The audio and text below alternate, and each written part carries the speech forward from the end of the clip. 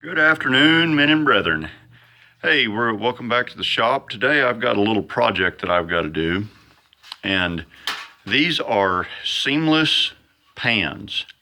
Um, Now, typically when you make these, you're making a secondary drain pan or something along those lines, and it'll be 24 by 36, or maybe 36 by 48 or something like that.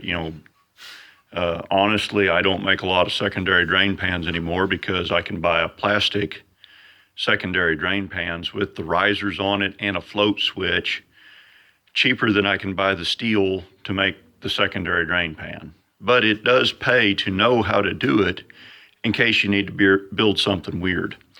So this pan is seamless. It has no seams. It will not leak. And I've got to have two of these to put on the end of my brake to catch the oil when I oil the cam on my brake. And the oil's going all over the brake stand and getting on the floor, and it's making a mess. So here's my blank.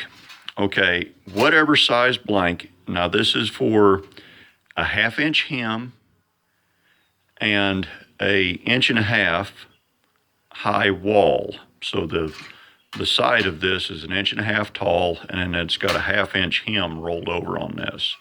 And now these are a booger bear to make this small. About 3 inches is about the 3 inches wide is about the minimum that I can build on my brake. Any smaller and you just can't hardly do it. I wish I could make one about 1.5 inches wide instead of 3 inches wide, but there we go. Okay, so this is my nominal size, or the size of my bottom is going to be 12 by 3. So I need to add 4.5 or 4 1/8 inches to that nominal to get me my blank size. So this would be 16 1/8 by 7 1/8. So once you get your blank cut out, I just use a framing square or whatever I've got laying around, and I step back 2 inches and scribe a line, and then I step off the 2-inch line and scribe a line. And with something as inaccurate as a pan, you're really not worried about tolerance stack up. So you can get away with that if you scribe with a scribe instead of using Sharpie. So that's the first thing you do, and then you come back and you cut off your 1/2 inch from your 2-inch line. You just cut that 1/2 inch off, and this will become obvious why just right now pretty quick. Okay, now we're going to call the side that we laid out, we're going to call that the back side. And you're going to see why right now. Okay, now this is my box and pan brake. So the first thing we need to do is line up from this corner. Get that where you can see the scribes. Okay, get from this corner to this corner underneath of a tooth, and then now we need to break that at about 45 degrees. We're not worried about exact, but we just need to put a really good crease in here.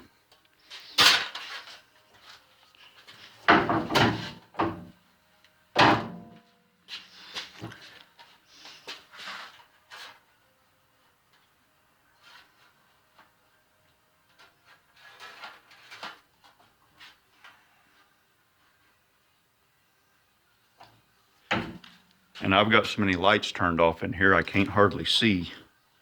I was trying to turn lights off for the sake of killing glare.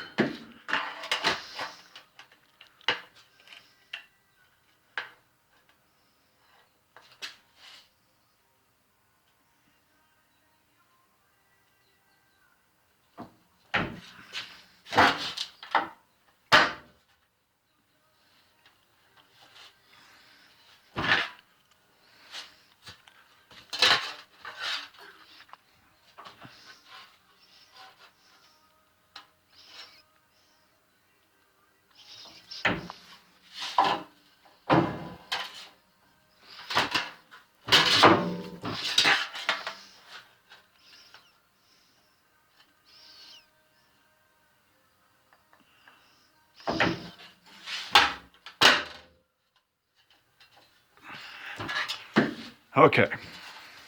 The next step we need to do is flip and turn our hems up to a 90. So let me get the camera repositioned, we'll do that. Okay, so we'll turn her up to a 90.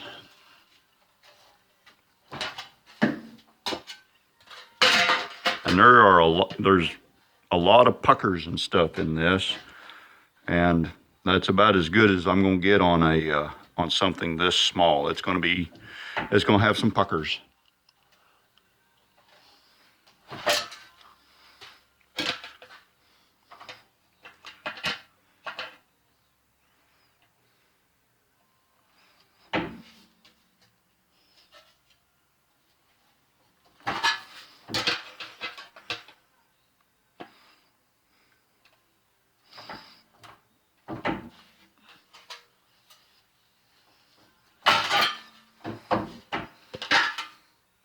Okay, there's our 4 hems turned up to 90. Okay, here's where adding the eighth of an inch comes in. Okay, my brake has got 2, 3, and 4 inch teeth in it. So these are 2 3-inch teeth, and that gives me enough room that I'm not tearing things up trying to get in here to turn my sides up. Okay, I like to do the short sides first. So I'm going to get in here and I'm just going to eyeball it. And I'm going to turn that side up to about a 45. Again, we're worried about getting creases in our metal right now.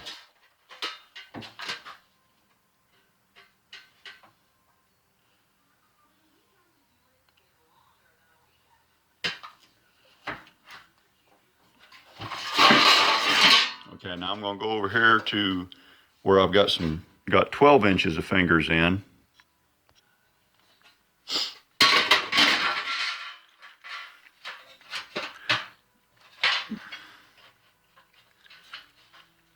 And I'm actually going to stick about 3 more inches on that. Hang on. Okay, I've got 2.5, 12, 14.5 inch right here.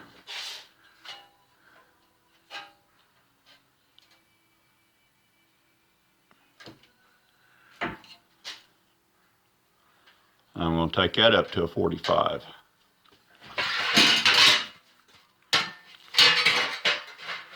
And if you're doing a full-size pan, you don't have to get nearly so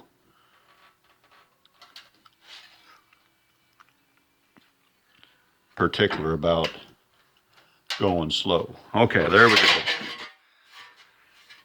So there's that.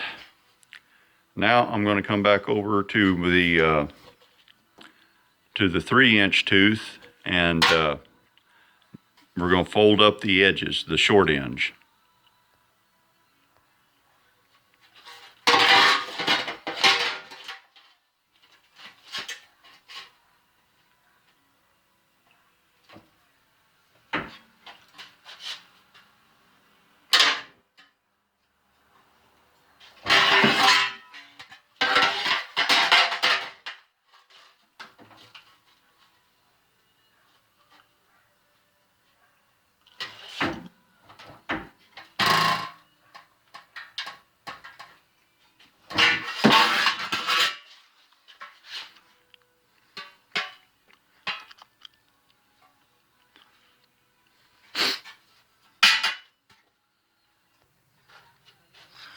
Okay, so we're back in got 12 inches of fingers in there.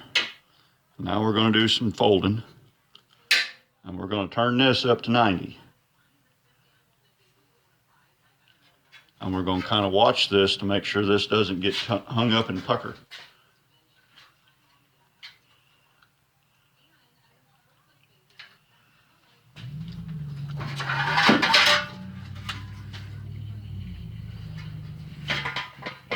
And if you have a choice, if this starts trying to go the wrong way, you do want this piece here to fold up against your small side, your short side.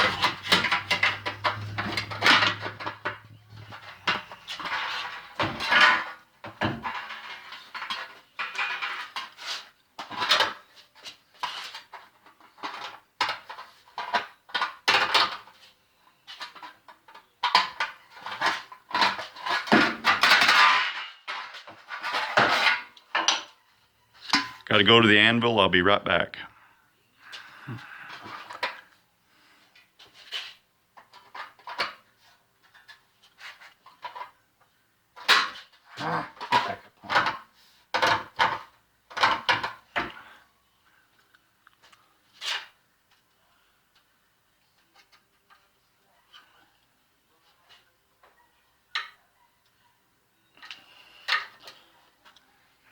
Okay, that's got that.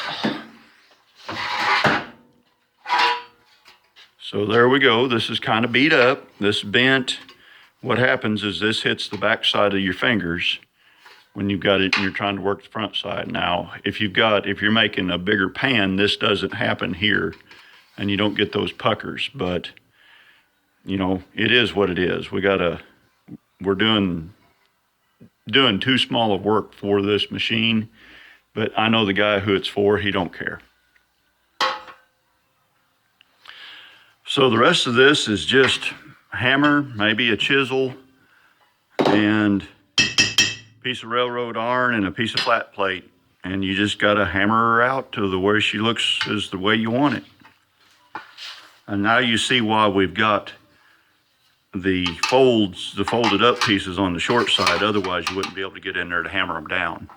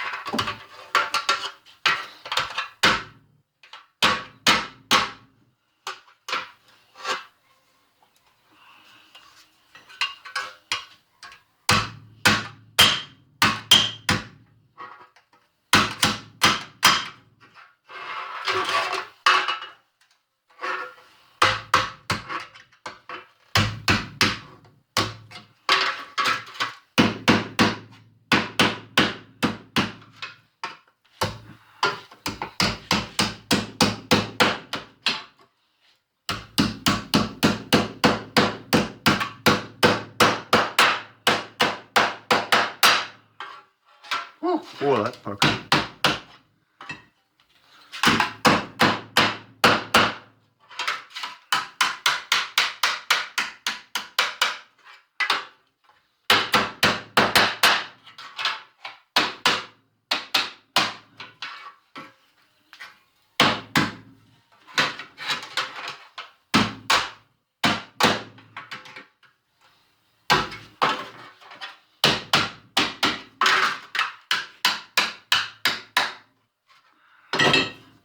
Well, there we go. Now the one I made on camera don't look nearly as good as the one that I made with nobody looking. But that's kind of how that's the way that it goes. Now, here's a little trivia for you. If you will look at old, I mean like really old, Revolutionary War era old bread pans and cake tins and stuff like that, you will notice that this is how they are made. And I forget the dimensions now, but the reason that we have a 9 by 11 cake tin is the sheet, the tin-plated sheet that was shipped here from Great Britain. When you made, this is how they were made, with folded corners like this, because they didn't have any other way to make it. Obviously you can't solder a corner on something like that with lead solder and stick it in the oven. Forget about the lead poison, it's just going to melt out. So anyway, the way that these were made, 9 by 11, was about the biggest size they could get out of the sheets of tin-plated steel or sheet metal that the British would allow to be imported to the colonies. So there's a bit of trivia for you. Same way with the bread pans. The reason a bread pan is the size that it is that's the biggest they could make it out of the sheet metal that was available in that time. So then we took our guns, which were illegal, and we shot the British when they tried to take our guns away from us. So anyway,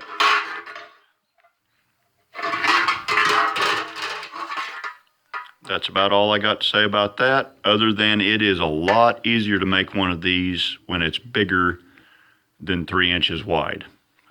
Just is. So anyway, like, subscribe, share, and all that stuff. And y'all have a good one. Drive safe. Watch for deer.